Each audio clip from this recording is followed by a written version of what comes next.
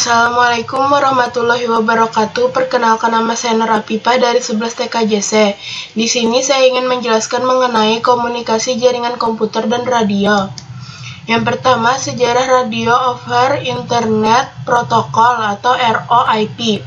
ROIP awalnya ditemukan oleh David Cameron, seorang radio amatir yang berasal dari Vancouver, British Columbia.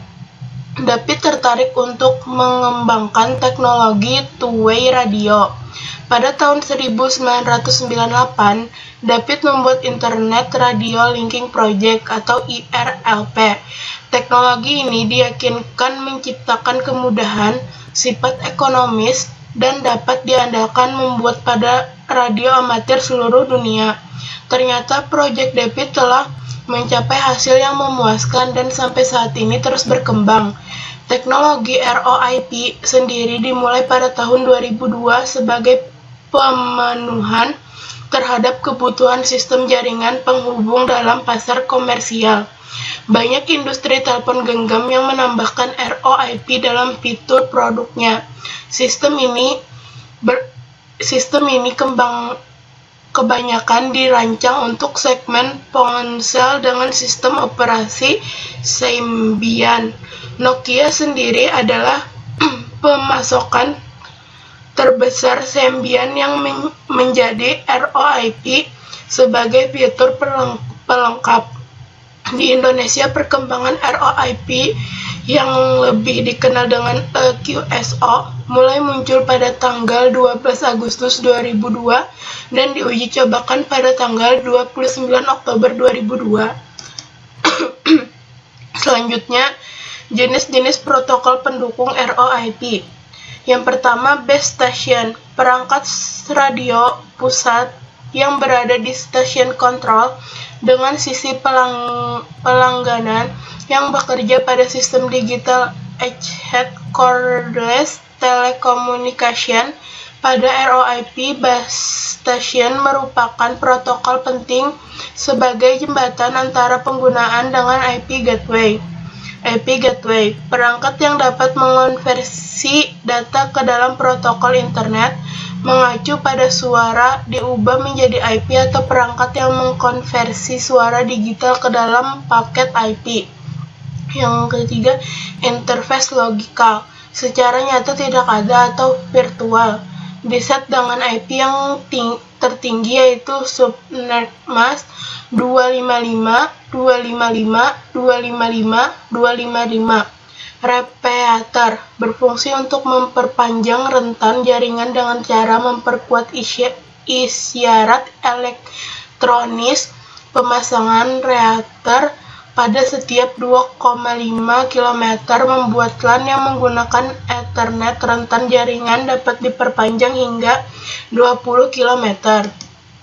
Yang selanjutnya, software yang digunakan untuk membangun server radio online. Yang pertama, ICCAS dikembangkan oleh XIPH-Org Foundation. Kemampuannya sebagai audio opus atau Vorbis. Yang kedua, Shoutcast dikembangkan oleh Nullsoft. Fungsinya sebagai membuat atau mendengarkan siaran audio internet dan memperluas keberadaan ke web.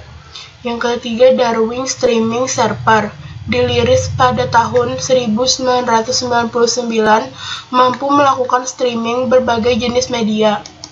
Selanjutnya, perangkat komunikasi pada jaringan telepon dan komputer, yaitu yang berbasis kabel atau wireline. Kabel tembaga digunakan dalam membangkit listrik, transmisi daya, distribusi daya, telekomunikasi, sirkuit elektronik, dan jenis peralatan listrik yang tak terhitung jumlahnya.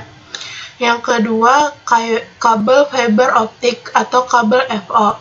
Serat optik merupakan suatu kabel transmisi yang memiliki bahan utama yang terbuat dari serat kaca yang sangat halus dan telah dicampurkan dengan bahan plastik yang digunakan pembiasan cahaya dalam melakukan transmisi.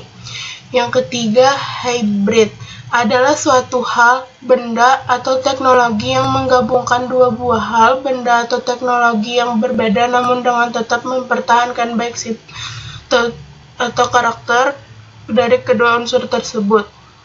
Contoh kabelnya seperti ini. Yang selanjutnya itu nirkabel atau wireless.